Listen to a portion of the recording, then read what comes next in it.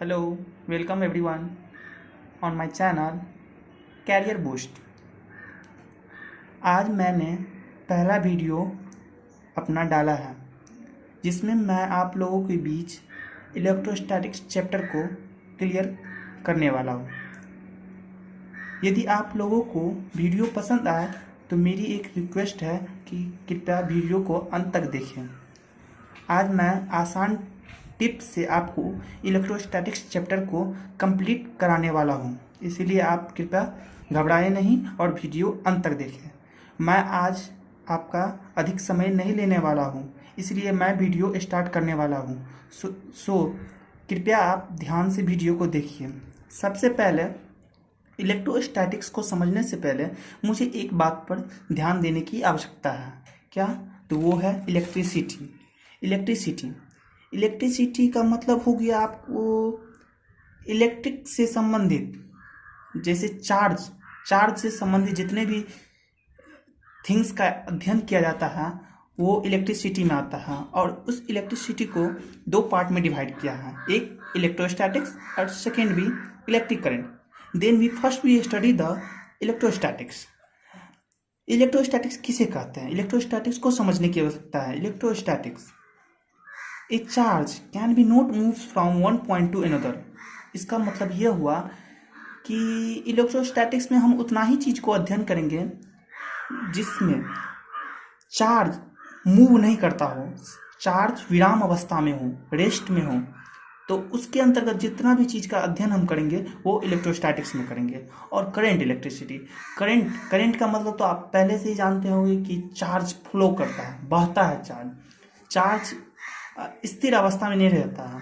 तो इसके अंतर्गत जो फॉलो अप चार्ज का अध्ययन करते हैं वो हम इलेक्ट्रिक करंट में करते हैं। तो सबसे पहला चैप्टर है हमारे लिए इलेक्ट्रोस्टैटिक्स। तो इलेक्ट्रोस्टैटिक्स को दो यूनिट में बांटा गया है।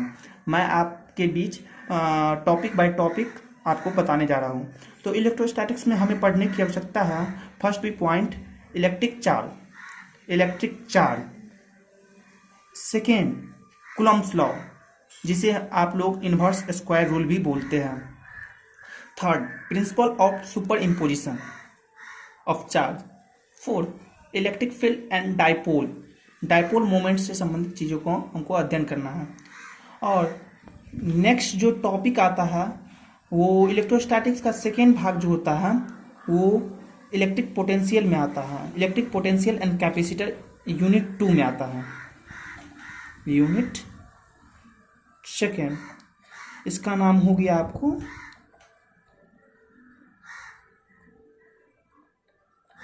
पोटेंशियल एंड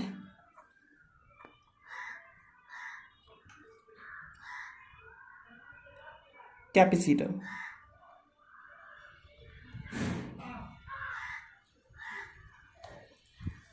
तो यूनिट सेकेंड में ये यूनिट सेकेंड केवल इलेक्ट्रोस्टैटिक्स का ही पार्ट है। तो इन यूनिट सेकेंड को हम आपके बीच अलग अलग कर दिए जिससे आपको समझने में कठिनाई नहीं होगी। तो यूनिट सेकेंड में हमको अध्ययन करना है electric potential and energy, electric dipole, electric field and lines of force, flux of electric field, Gauss theorem, capacitor और बहुत सारी चीज़ों को हमको अध्ययन करना है। तो हम अब स्टार्ट करने वाले हैं। तो बिना समय लिए हुए हम चलते हैं। पहला पॉइंट इलेक्ट्रिक चार्ज। पहला पॉइंट, ठीक है। इलेक्ट्रिक चार्ज को हमें समझने की आवश्यकता है। इलेक्ट्रिक चार्ज जैसे दो चार्ज है, एक पॉजिटिव चार्ज और निगेटिव चार्ज, या पॉजिटिव चार्ज, निगेटिव चार्ज। उसके बीच में जो फोर्स ऑफ अट्रैक्शन या फोर्स ऑफ रिपल्सन यानी एक दूसरे से आकर्षण का बल या प्रतिकर्षण का बल जो लगता है वो इलेक्ट्रिक चार्ज के माध्यम से ही लगता है। इसका डेफिनेशन ये हो गया, charge is A coherent property of all universal body substance which they attracted और रिपेल टू ईच अदर। यानी कि एक दूसरे को जो आकर्षण करता है, जैसे पॉजिटिव और पॉजिटिव चार्ज एक दूसरे को रिपल्सन करेगा। आप तो 10th लेवल में पढ़ चुके हैं। एक पॉजिटिव चार्ज और एक निगेटिव चार्ज एक दूसरे को अट्रैक्ट करेगा, ये भी आप 10th क्लास में पढ़ चुके हैं।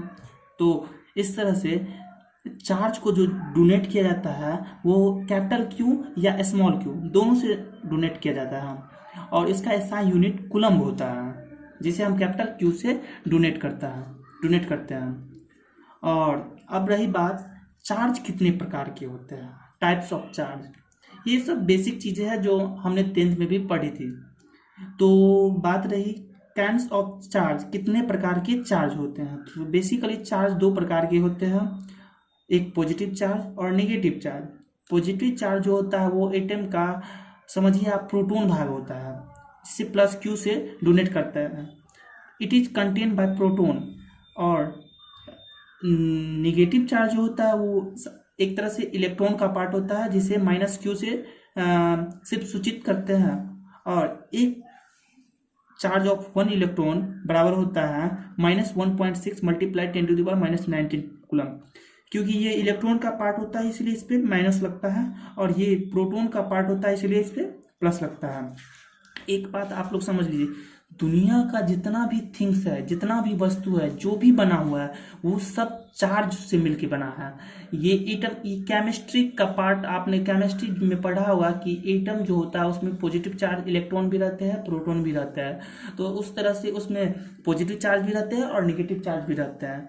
तो अगला स्टेप पे हम आते हैं लॉज ऑफ इलेक्ट्रिक चार्ज। इसे हमें समझने की आवश्यकता है। बेसिकली इसे हम 10th में भी पढ़ा था।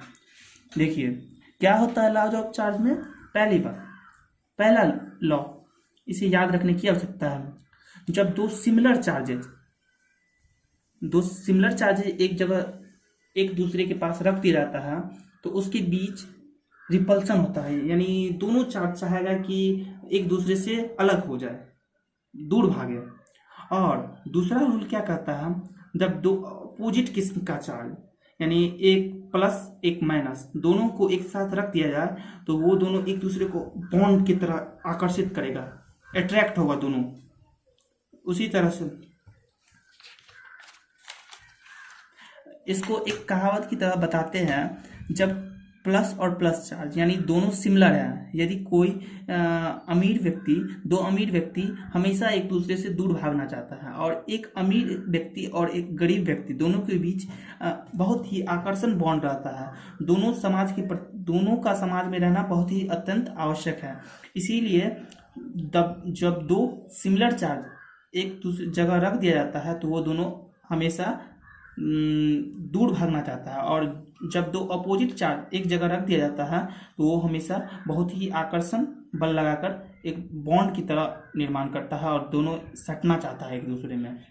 ठीक, अब आते हैं types of matter according to charge. पदार्थ की प्रकृति कितने प्रकार की होती है अकॉर्डिंग टू चार्ज, चार्ज के अनुसार कितने प्रकार की पदार्थ होती है। चार्ज के अनुसार पदार्थ दो प्रकार के होते हैं, मैटर दो प्रकार के होते हैं। फर्स्ट इलेक्ट्रिक कंडक्टर, जो इलेक्ट्रिक चार्ज को फॉलो करे, यानी अपने से होकर कंडक्टर सब्सटेंस में बेसिकली ये गुण होता है कि वो अपने से होकर इलेक्ट्रिक चार्ज को आसानी से बहने देता है, लेकिन इंसुलेटर सब्सटेंस के पास नहीं होती है। इंसुलेटर सब्सटेंस से होकर इलेक्ट्रिक चार्ज स्वतः नहीं जाती है, उससे होकर वो जाने नहीं देती है। इसका कारण क्या है कि इलेक्ट्रिक चार्ज कंडक्टर से फ्लो करती है और इंसुलेटर से नहीं करती है। तो आइए हम ये भी जानते हैं। देखो, कॉज ऑफ कंडक्टर से होकर इलेक्ट्रिक चार्ज जाने की कारण यह है कि कंडक्टर सब्सटेंस में number of free electron lot of amount में होती है, जिसके कारण कंडक्टर से होकर इलेक्ट्रिक चार्ज आसानी से प्रवेश कर जाती है। और वही रही दूसरी बात कि इंसुलेटर से क्यों नहीं जाती है, ये भी सोचने वाली बात है कि इंसुलेटर से होकर चार्ज क्यों नहीं जाती है। तो इंसुलेटर से चार्ज इसलिए नहीं जाती है क्योंकि इंसुलेटर सब्सटेंस जो होता है उसका ऑक्टेट एंड डबलेट, यानी जिसे हम अष्टक रूल कहते हैं, 9th में भी पढ़े थे और 11th में भी आप पढ़े होंगे। तो उसका ऑक्टेट एंड डबलेट कंप्लीट होता है, जिसके कारण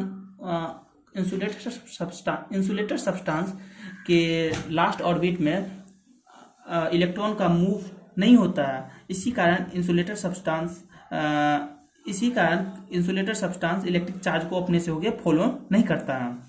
अब आते हैं हम fundamental properties of electric charge. देखिए, फंडामेंटल इलेक्ट्रिक चार्ज के बारे में हमने तो जान लिया, अब इसका फंडामेंटल प्रॉपर्टी क्या होती है।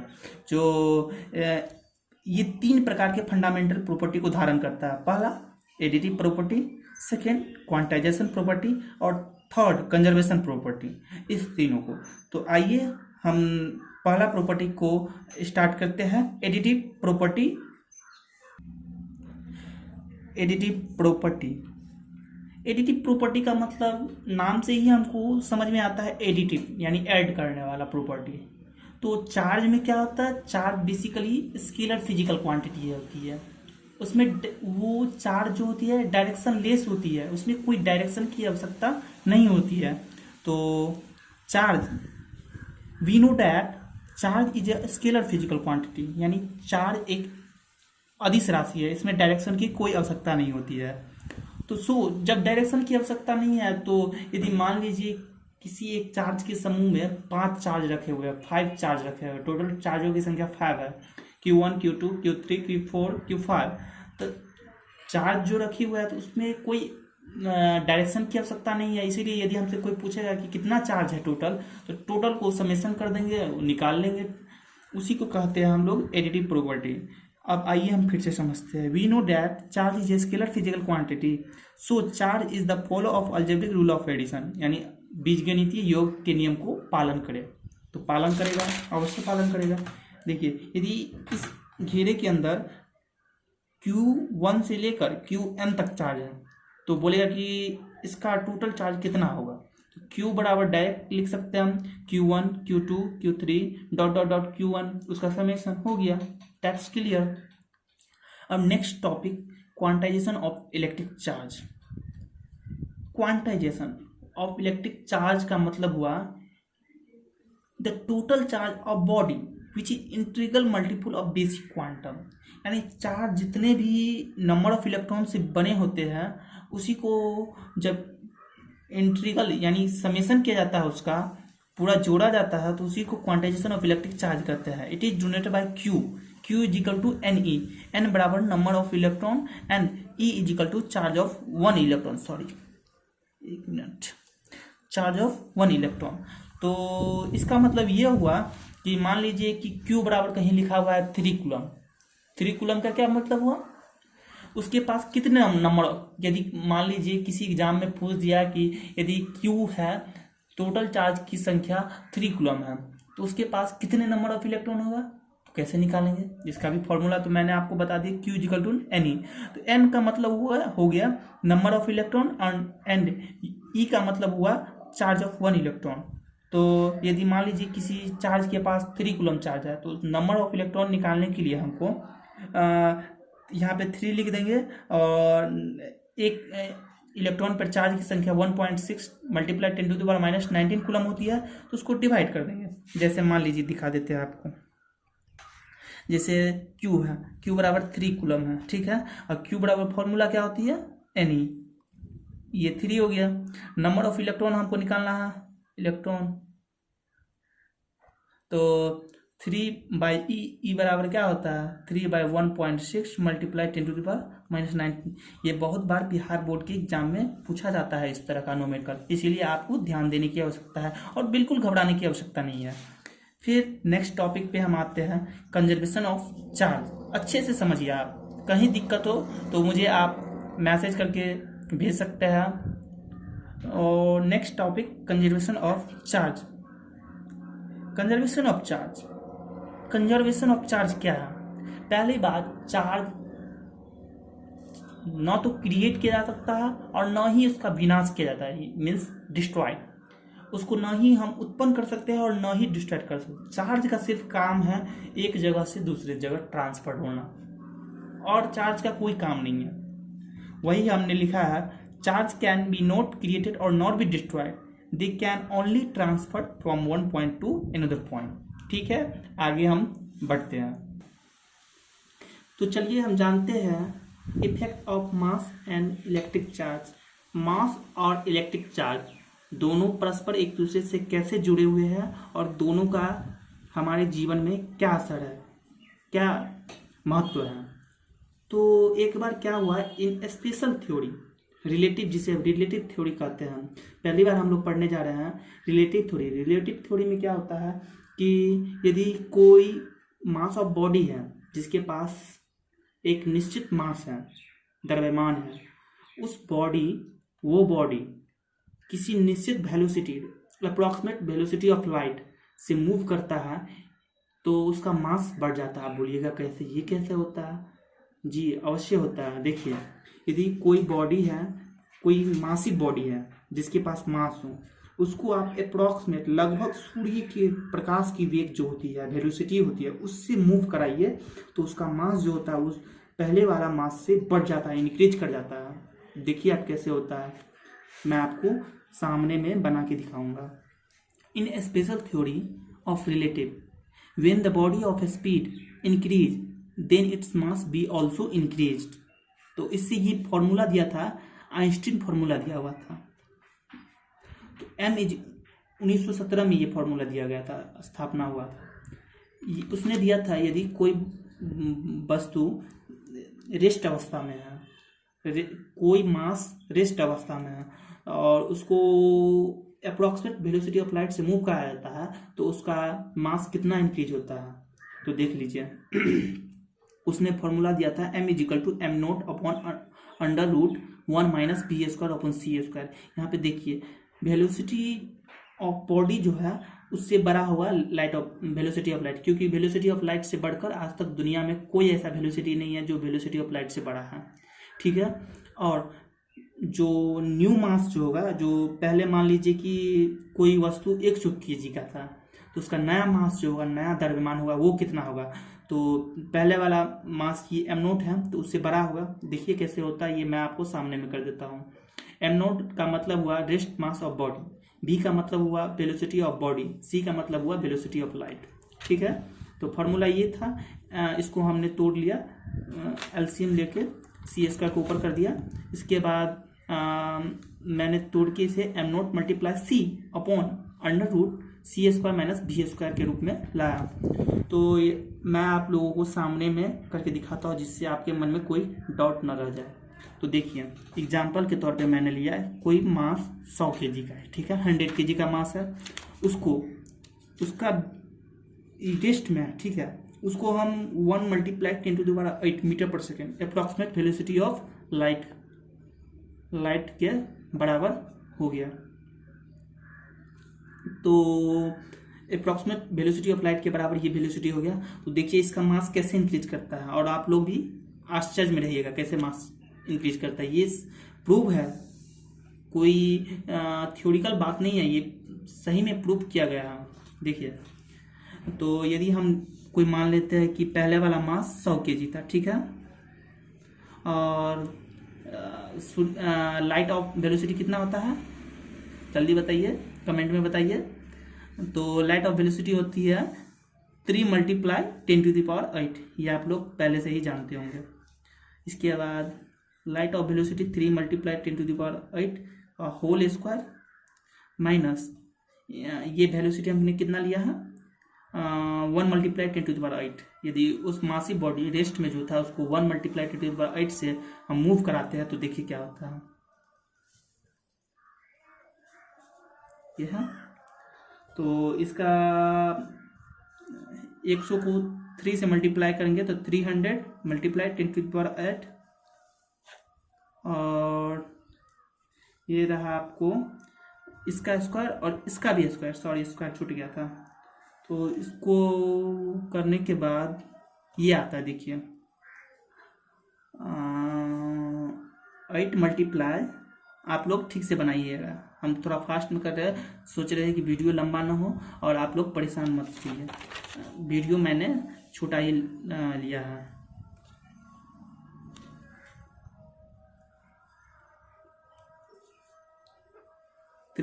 मल्टीप्लाई 10⁸, ठीक, इसको जो हम करेंगे तो 8 का स्क्वायर रूट कितना होता है 2√2, और इसका स्क्वायर कट जाएगा तो मल्टीप्लाई 10⁸, ये कट गया। अब देख लीजिए करके, तो 300/2 मल्टीप्लाई √2 का मान कितना होता है आप लोग जानते होंगे जो होता है। तो पहले इससे देखिए कट गया 150/√2, सॉरी 150/√2, इसको जो हम करेंगे तो अप्रॉक्सीमेट 106.04 kg आया। देखिए वो कितना था रेस्ट मास में 100 kg, और जो नया निकला उसका मास 106.04 है। तो इसका मतलब हुआ 6 kg का अंतर आया। अब आप इससे अनुमान लगा सकते हैं।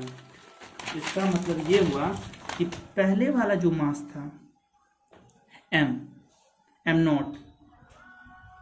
नोट ये छोटा था किससे, ये छोटा था, सॉरी एक मिनट, जो न्यू मास आया वो बड़ा हुआ एम नोट से, यही ना, से यही स्थापित हुआ। अब नेक्स्ट टॉपिक पे हम लोग चलते हैं। Next topic Coulomb's law of electric charge, ये हम लोग नेक्स्ट वीडियो में लाएंगे। इसलिए आप लोग इस वीडियो को कृपया अच्छा से देखिए और समझिए। यदि कहीं पे समझ में नहीं आता है तो इस कमेंट बॉक्स में ज़रूर कमेंट कीजिए।